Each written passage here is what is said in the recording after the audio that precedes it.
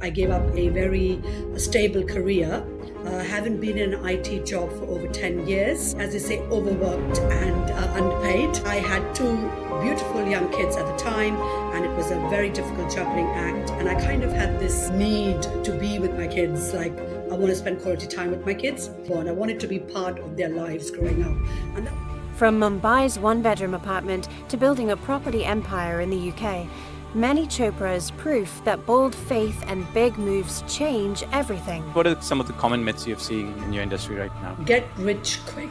Property is a get rich quick scheme. In this episode, Manni shares what it took to leave a stable career behind, why she quit her IT job for a future she believed in, and how family became the driving force behind her purpose. Someone starting with the property dream you could possibly capitalize is doing something like a short lease strategy, and therefore you would then increase the value of it.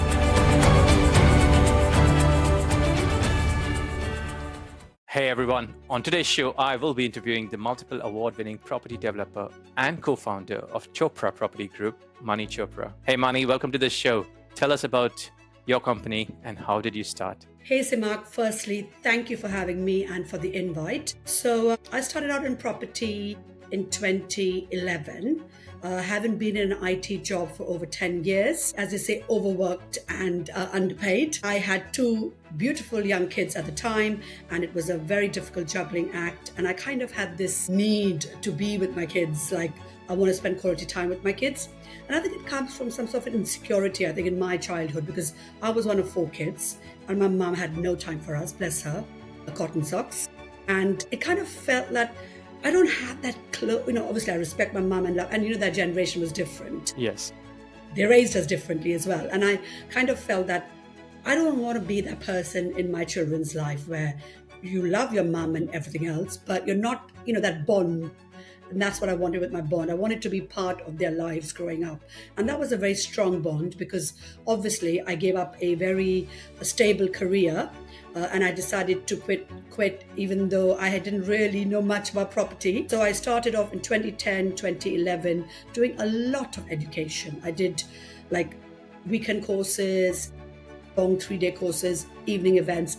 I literally networked the hell out of property, and Right. I became a sponge basically. And that's how I started. I said, my target is by the end of the next 12 months, which is when I took a sabbatical, I want to replace my job income with my property income. And that's when I can just quit. So that was a promise I made to myself. Love it. Your first property. How long did it take for you to get and how much money did you put aside for it? How did you actually fund the whole thing? Yeah. So prior to me doing this full-time journey, we had a couple of buy-to-lets, but I wasn't really involved with that process. And I was kind of just let Romy deal with it, my husband and business partner. But my actual property journey started in 2011, and it took me about a year, I'd say the best part of, say, 8 to 12 months to actually find my right property. Because although I knew the strategy I wanted to do was HMOs, I had no doubt about that because instant cash flow, replacing job income within 12 months, that was the only strategy that would work with me because Yes. buy-to-lets would take about 10 years to build up to that level of cash flow. The location was obviously a big thing, numbers, and the one thing that you're taught in property when you start off in property is like, you got to buy below market value. And I'm like, I'm looking at Slough, I'm looking at Aylesbury, I'm looking at, Reading, all these areas around me. And I couldn't find any below market value properties. And they were like, you have to find 25% below market value, then you can buy it and you can pull all your money out. And that's the sort of, easy bit. But I couldn't find anything I was making these ridiculous offers. Nobody was accepting my offer. I think the estate agents thought I was crazy. But eventually, my first deal was something which is totally different from the grain. So the three things that you're taught when you start in property, they say, buy BMV, buy a dump where you have to, refurbish it, add value, modernize it, and then you can pull your money out and buy near, within, half a mile of a station. So I did buy within half a mile of Bracknell station, but the other two criteria was completely the opposite. I bought a very nice 5-bedroom semi-detached property in Bracknell, and I couldn't pull my money out because I had left all my money in for like at least 6 to 12 months. But what it did give me instantly was cash flow. Mhm. Immediately, as soon as I bought it, I had to do very little work in it. So possibly just a lick of paint. and I did a partition wall in the living room downstairs, but it was a very, very large living room. And I got 6-bedroom HMO, and I was making over, I think, 1,200 or something net after mortgage, after all costs. And that was, a great start for me. Love it. So on the almost 14 or 15 years down that journey of yours, the landscape has changed, right? What does it mean today? I know there are a lot of restrictions and compliance that the government has put forth for good reasons. What does that mean now today to where you are? Well, not for all good reasons, but yeah, we'll go into that separately. But the landscape is turned on itself. It's not just changed, completely decimated. They've decimated the property landlord industry, the buy-to-let industry completely. Bear in mind, I started in 2010-11, not long after the credit crunch. Yes. At that time, lending was a bit difficult, but around 2011, 2012, they have started their lending, and that's how when I started. So you can see the time when I started buying the property price already then, 2013, 2014, started to already go up. And that was like, I would say, the golden period where we bought quite a lot of properties, recycled our funds, borrowed money from other investors, and we invested in quite a few HMOs. Then obviously came the Brexit vote in 2016, and then came the Section 24, which was the start of the end of the buy-to-let journey. Because that's when we couldn't no longer deduct mortgage expenses. But they did it in a phased way where they had 25% of your mortgage that you couldn't deduct, and then up to 2024 or 2025 when they said, 2020 actually, that's when the Section 24 completely came in, and from that point you couldn't deduct any mortgage expenses for tax as a taxable expense basically. So you'd be taxed on your gross income. So that was the start of the end. And since then it's been a very difficult journey, because they've just compliance the hell out of the buy-to-let sector. Yes. And cut short, long story short, the buy-to-let is dead. HMOs are still a great strategy. Again, a lot of landlords obviously took in the last 15 years. There's been a huge surface of HMOs all over the country, but it's a great cash flow strategy.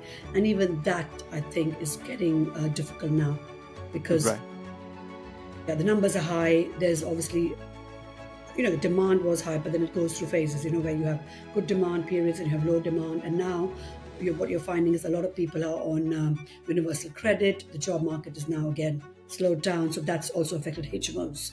I'd say when I'd have a room in Slough available, we'll have 10 people going for it, but now maybe 2 or 3, So it's very much, it's kind of affected now as well. But yeah, it's a big change basically.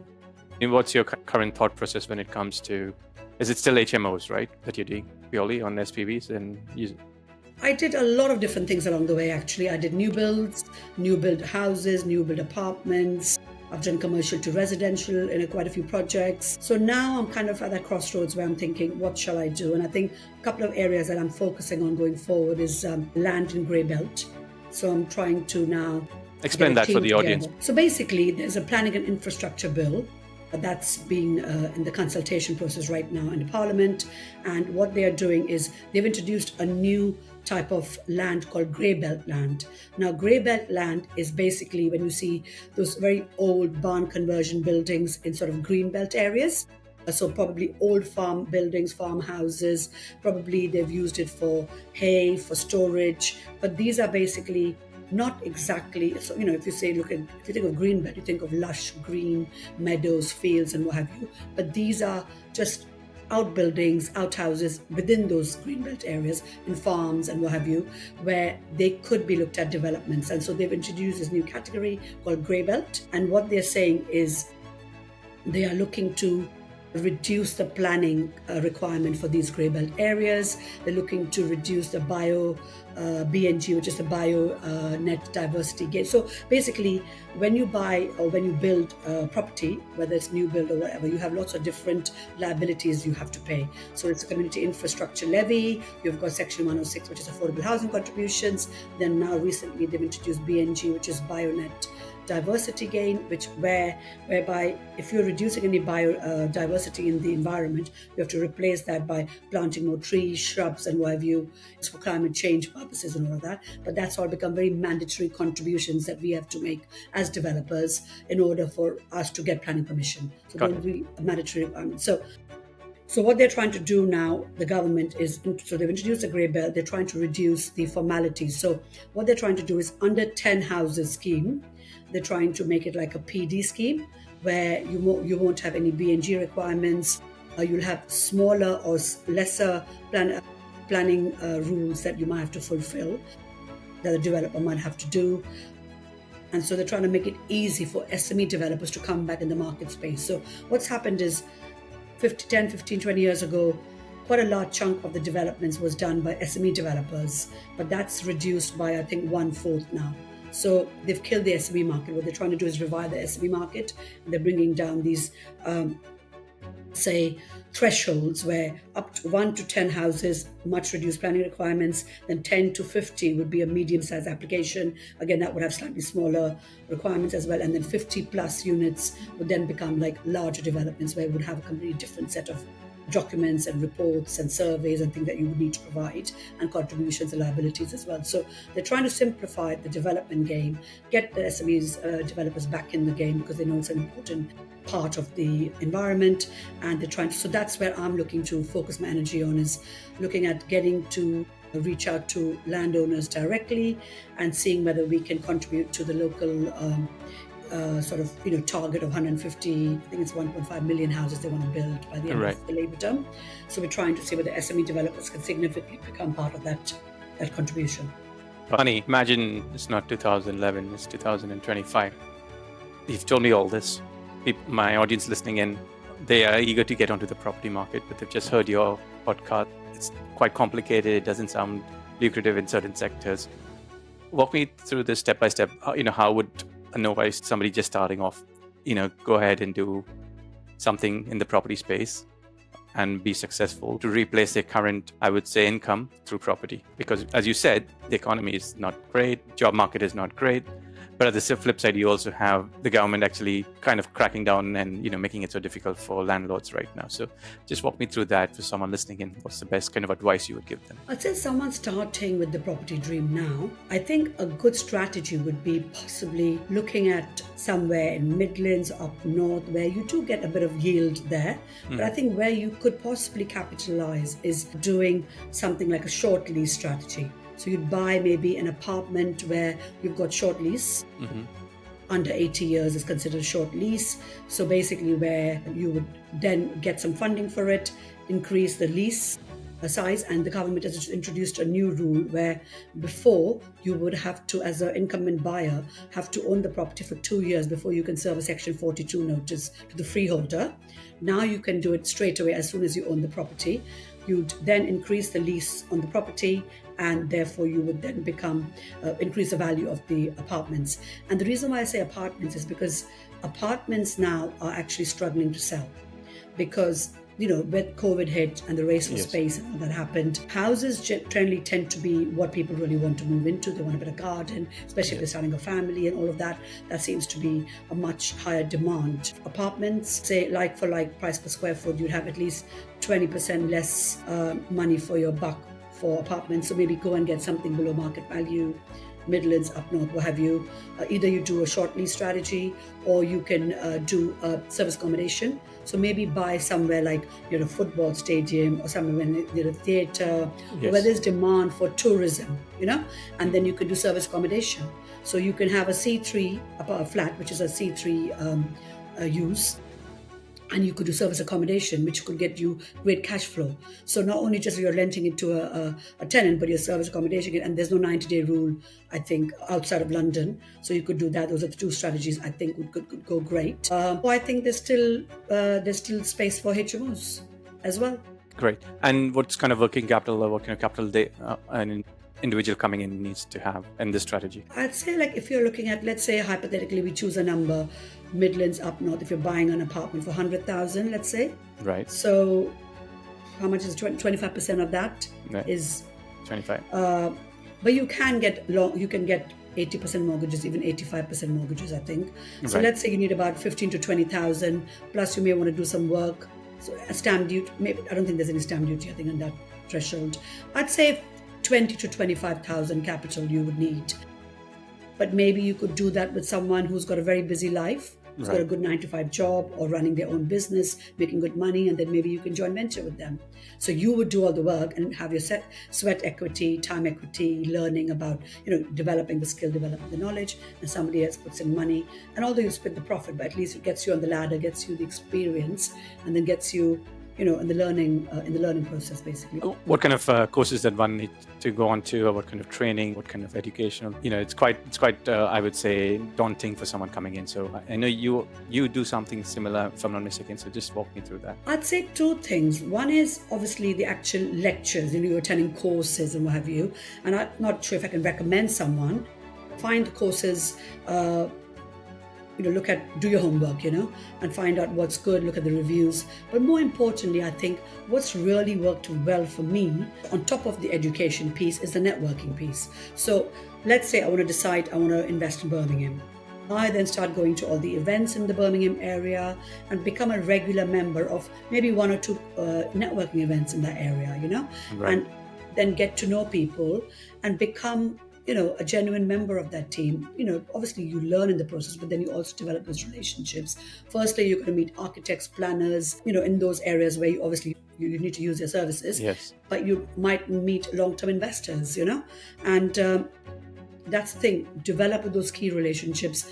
Contractors, you want to use local contractors as well. You'll meet those in those networking events, and then you start building up a power team, and then you're using the education that you're learning in your courses. But even now, there's so much on YouTube and social media that you can learn from social media, reading books, podcasts. I mean, the list is endless, really, isn't it? It's true. Yeah. There's no lack of any information or education right now. Got it. And talk to me, what are some of the common myths you're seeing in your industry right now? Common myths. Get rich quick. Property is a get rich quick scheme. Right. Haven't we heard that with all the industries? Yes, you need a lot of money to be into property. You can do it with little or no money of your own. You will need money, but you can use or you can access joint venture money. Yes. Else, property is dead. That's another one.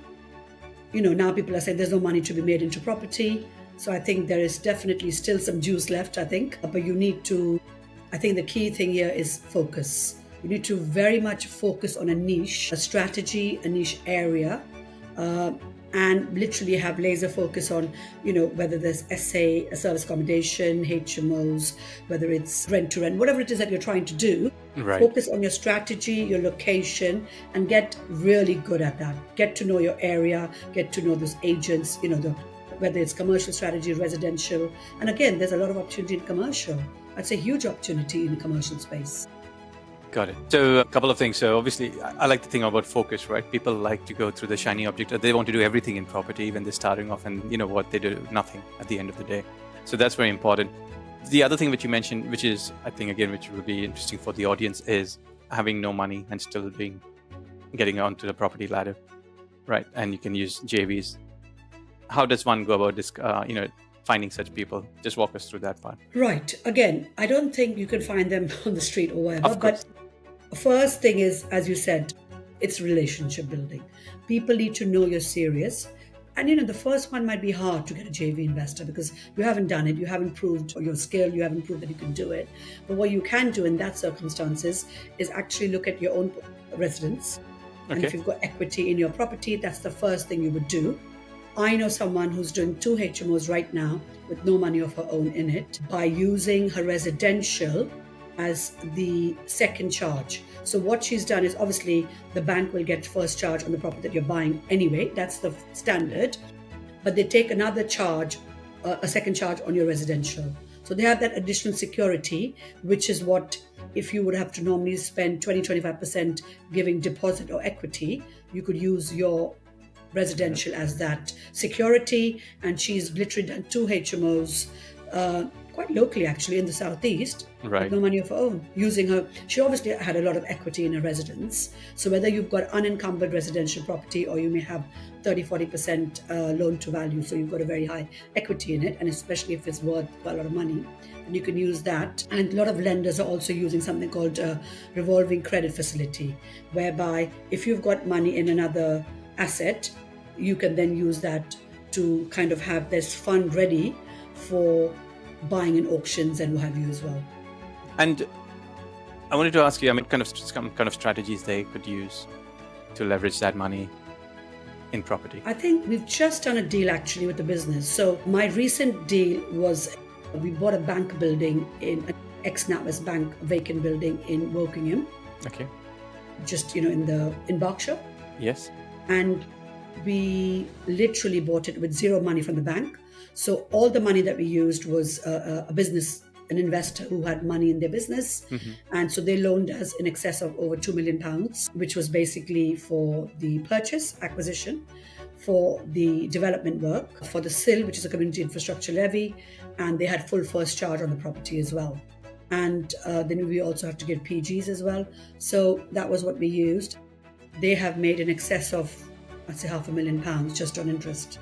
Great. Excellent. That's a good one. And what about if someone has kind of, let's say, $500,000 or 250, $250,000 lying in their bank account, right? So again, these I'm talking about small businesses or micro businesses, but still they are keen to get onto the property market, similar strategies, and where do they go also? So would they want like just cash flow just to increase the money, or would they want to be owning the asset or co-owning the asset? I think let's go with both, right? Let's take one after the other. Yeah. So, the first one, as I said to you, invest in the equity. So generally what happens with property developers is they'll obviously get up to 60 to 65% of senior debt from the bank, but you have that 35% which you need as equity. And yes, you will need to put some skin in the game yourself as a developer, but then let's say out of the 35%, you put in 10% skin in the game, and then you still have that 25% gap which you need to fulfill. That's when the business investor comes in, puts that money into the deal, gets a second charge on the asset, because the banks will always go for a first charge. So you get a second charge, plus you get some PGs as well, up at the value of your loan, which is obviously your security. So that's the first thing we've talked about, which I did in my working bank. Or they could do a joint venture with someone who's more experienced and who's bankable. So someone like myself who've got a history of doing successful projects and being lendable, they could come in as co-owner in an SPV as an equity partner.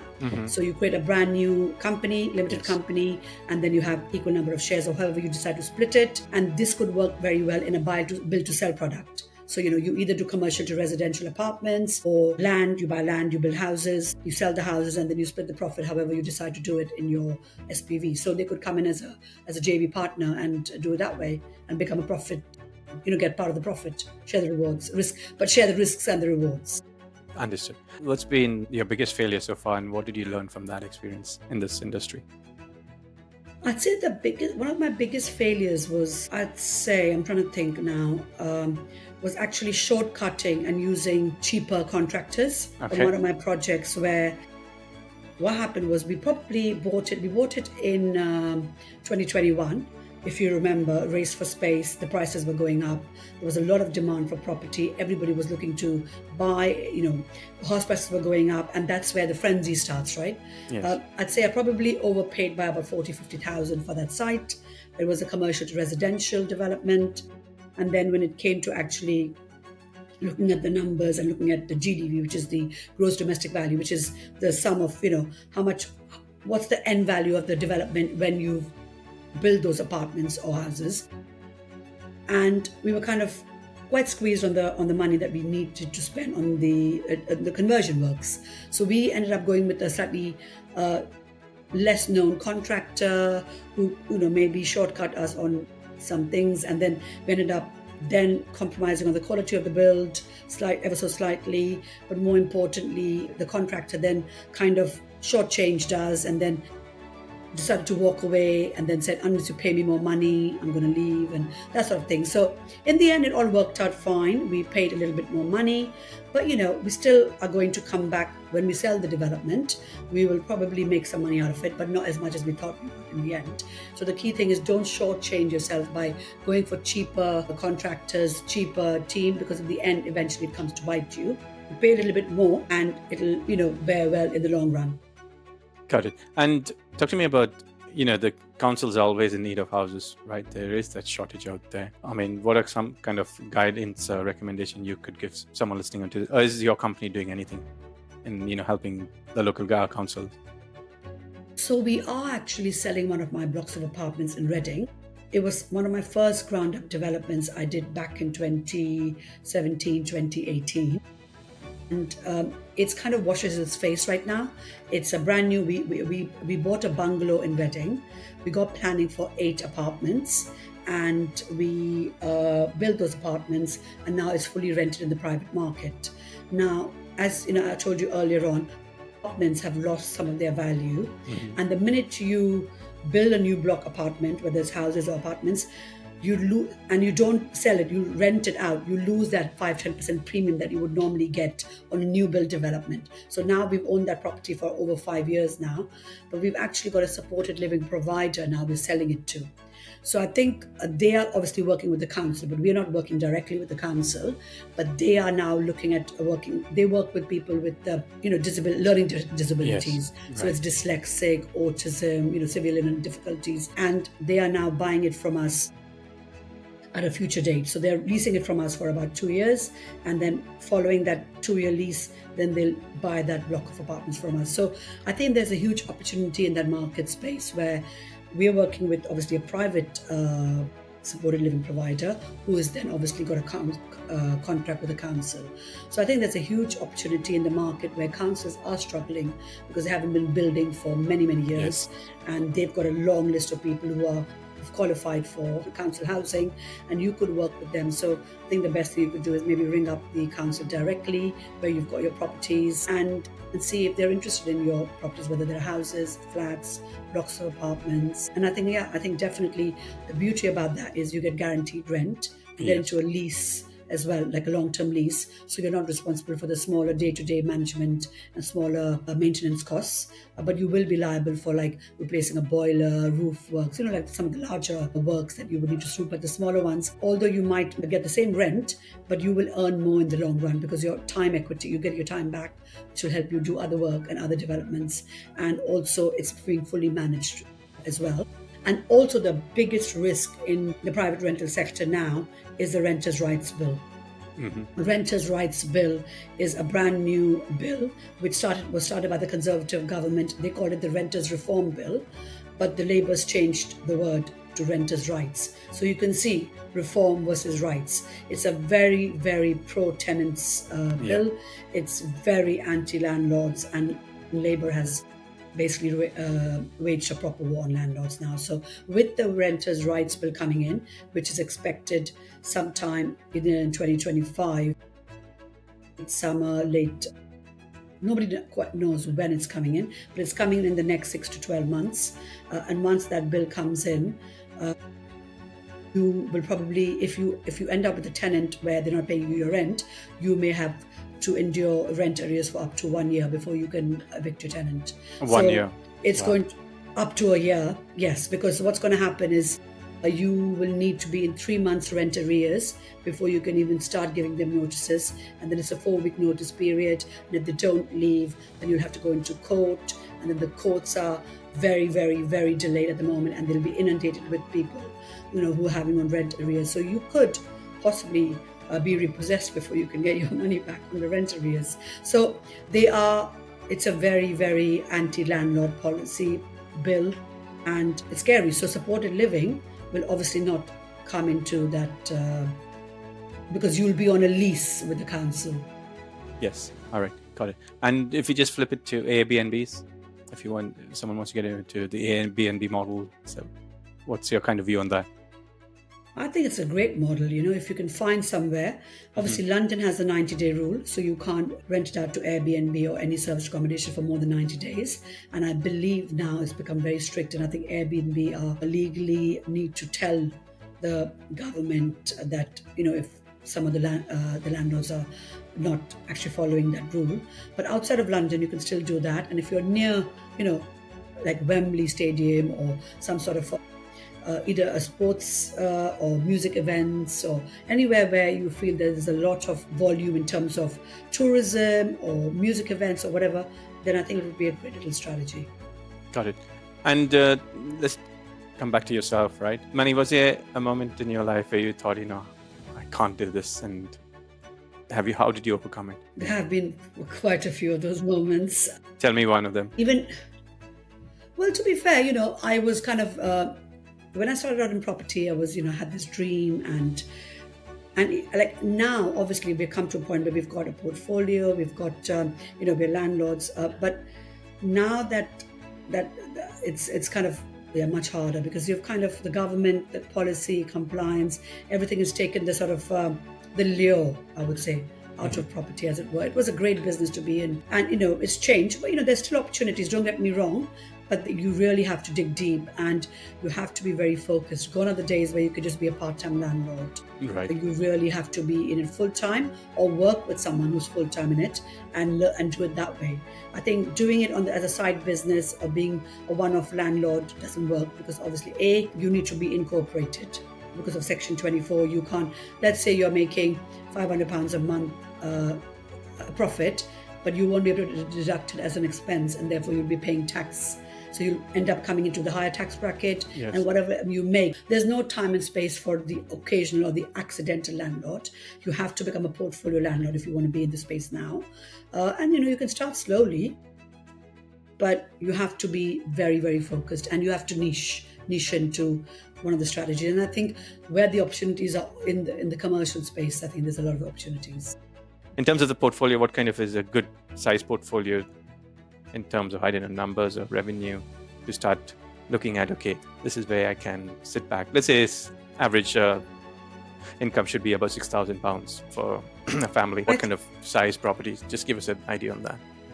I think 6 or more is probably a right answer, because I think what they say is that's the optimum number you need in order to incorporate your portfolio. And that's when, because obviously there's a cost involved in incorporating, and anything under 6 properties, it's not worth its while.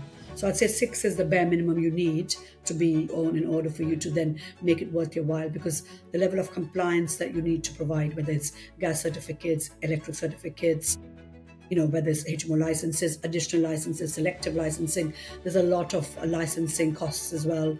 And just day-to-day costs of maintenance as well. In order to absorb a lot of these costs, you need to be minimum 6 properties. I'd say at the very minimum level. Understood. And who has been, or what has been the biggest influence on your kind of business today, on your life today? I'd say, I take inspiration from a lot of people in the property industry. You want me to name a few people? If you want, yeah, go for it. Yeah, I mean, from a data point of view, I really enjoy listening to Adam Lawrence. He's very much focused on data only, which is great, because there's a lot of negativity right now in the business environment, in the property environment, and everyone's talking about this mass exodus of multi-millionaires leaving the country, dom, end of non-dom.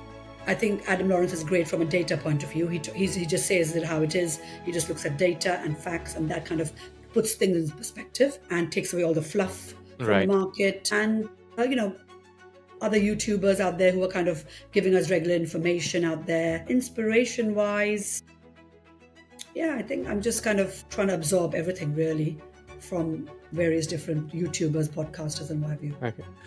So you have your husband, who is the other, I think, founder of the business.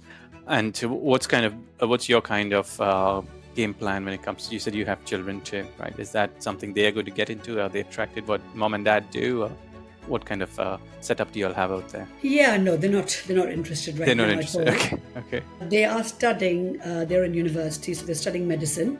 So a complete opposite of property or business. They're not motivated by money, as you can clearly see, because they're very much into the medicine world.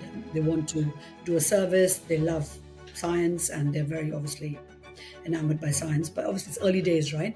The state of the NHS in this country. But, we'll see where it takes them. I think they are still in their 4th year, so they've still got another year to go. And once they qualify, they still have another 2 years to do as junior doctors in hospital. We'll see where it comes, each step at a time. But I think right now they're just following their own journey. So we're just kind of still focused on, I think my focus now is kind of looking at doing some cash flowing projects. So where I build houses in the grey belt, green belt area, sell them and deleverage my portfolio. That's another way of increasing cash flow in your business, not just accumulating more, but doing, deleveraging. So that's where, because, you're paying a lot of money for your debt right now. Yes. It's still at 4.25%. And, when it comes to refinancing your portfolio, if you had a mortgage at 2020, 2021, and you're refinancing now, you're immediately increasing your debt by 30% in terms of cash flow every month. You need to reduce. So that's what I'm trying to do, is reduce debt. But I do that by buying properties, building it, selling houses potentially, and reducing my debt, and that will hopefully help me get my cash flow better. It's all about a cash flow at the end of the day. Of course, yes. And Manni, how do you approach risk in your business? Yeah, I think I'm definitely on the scale of 1 to 10. If 10 was being risk averse, I'm probably at level 4 or 5, I think. Okay. Maybe 3 even. The way I look at property is, it's a physical asset. Historically, if you look at England, property prices might have stagnated and has been stagnated. If you look at inflation, they're saying it's gone up by 3.5%, but inflation is around 3.5%. So it's kind of, neither here nor there, right? You wouldn't say that there've been massive periods where there've been huge drops in property prices. So I think you can't really lose in the long run, especially if you retain property. So I look at property as a, thing that I can touch, feel, whatever. And I think it's a long-term game. So I look at it where, okay, well, you're going to take insurance if the property burns down and whatever, and you've got all of those things in place. So I kind of look at it, development, I think, is the biggest risk. Jumping from being a HMO landlord to being a developer, where you're doing ground up developments, commercial to residential, I think that's where the biggest risk is, in development. Going in the ground, you don't know what you're going to find in the ground. And even commercial to residential, huge building regulation requirements now. The cost of converting offices to residential has become massive. That's where the biggest risk is, development, I'd say. Got it. And what kind of attributes do you think, a smart property investor needs to have to be successful? I'd say they definitely need to be a go-getter. They need to be a positive person. They need to, because I think having that negative mindset in general as a person, as a business person, is not going to help you in the property world today, because there are a lot of risks. If you are a risk-averse person, I don't think property is for you right now, because you would see everything as a risk and you wouldn't do anything. So it's called analysis paralysis in my world. You would look at everything as a risk and you wouldn't do anything. So in that case, you might want to co-invest with someone who can kind of mitigate some of those risk-averse problems, and who could see that in a more positive light. That's why I think so if you're risk-averse, property is definitely not for you. Qualities-wise, you need to be action-orientated. You need to be a focused individual.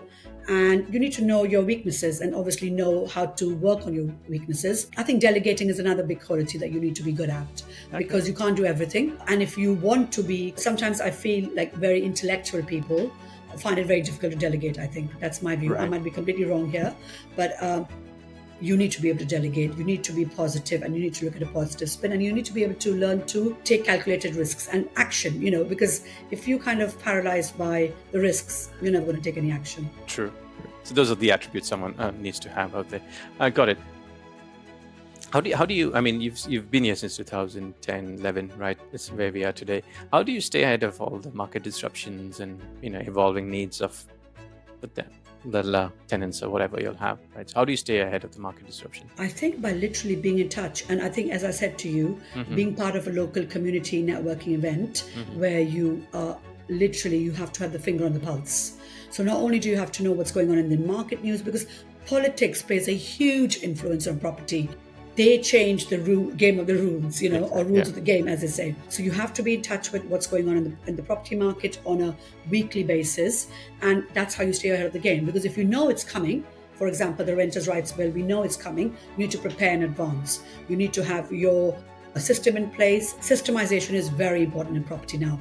Using AI, using tech in every way that you can. And we are very lucky. We're at a time where you've got so much software out there to help you find deals, systemize your business, systemize your finding deals, finding land, constructing, and using a power team, not shortchanging yourself and saying, oh, I'm going to do everything. I'm going to become the QS. I'm going to become a project manager. I'm going to do everything myself. That's definitely not the way to go. Is building that power team is very, very important. And staying ahead of the game, as you said, is by meeting local people, knowing what people are doing, staying ahead of the news, property news, business news, politics, everything. You've got to be kind of very immersed in it. It's very much, as I said, it's not a part-time game anymore. Got it. Being in the property space, what kind of the ecosystem, I get the part of the, being networked very well, being in touch with it. But what about the other kind of supportive, I would say, professions you need to have in terms of plumbers, electricians, and all that? How does one go about doing that, and how important is that? I think it is a difference between success and failure because, Okay. only yesterday I was speaking to someone and they said they did a scheme, they did a feasibility with the architect, and they found out after spending about $4,000 on a scheme that, doing flats wasn't going to work. And they just spent 4,000 just like that on a scheme that they realized it's just going to be a HMO. So what I'm trying to say to you is planning consultant, architect, building contractor, solicitor, all the trades, as you said, plumbers, electricians, roofers, all of these guys are very, very important to your business, and creating those local relationships in the areas where you're investing in is paramount to your success because, without them, you can't make it work. Got it. And for someone starting off, obviously that's one part. How many hours, let's say, I don't know, they have a business, so they have a side gig, they have a job, right, 9-to-5 job. How many hours? And I also noted that you said it can't be accidental or a part-time landlord. How many hours that one needs to start off with, to really grow and start growing their portfolio to 6 properties initially? So you need to at least spend 10 to 20 hours a week. Okay, that's almost 50%. So evenings and weekends, basically. You have to sacrifice your social life or part of your social life. And obviously, if you've got family commitments, kids and what have you, then that becomes much more difficult, right? So, for a period of time, that's what I did. I immersed myself for the first 2 to 3 years. You have to immerse yourself into it in order for you to be successful. And there's a lot of, I think that definitely is a time for corporatized landlord, I would say. Love it. And I know some of my colleagues or friends in my network, right? They're now investing overseas. What's your view of that approach? I think it's a good diversification, definitely. But it's funny because, I think where UK is struggling is with house prices, right? They haven't 2021, 2022, they started going up a lot. But in the last couple of years, they've kind of stagnated and possibly dropped by a small percentage in certain areas because they are micro niches, I'd say markets within the UK as well. Sorry, what was the question? I'm talking about investing overseas. Yeah, I'd say investing overseas is a great way, whether you're looking to buy it as a second home or whether you're looking to just get extra income out of it. I think it's definitely worth looking at, the usual suspects, the Dubais, the Portugals, if you're looking for a golden visa, for example. It's something that, it also depends on where you are in your journey. If you're an older, maybe 40, 45, 50 plus, then you are kind of looking at, what's after 60, 65, maybe you want to spend some time out of the country and, get best of both worlds, East and West, maybe. I think it's a great strategy to diversify, definitely. Great, okay. Talk to me, what's one book you'll recommend for our viewers who are starting off, even halfway through the journey? I'd recommend my own book, Cash Rich, Time Rich, by Manni Chopra. Tell me more.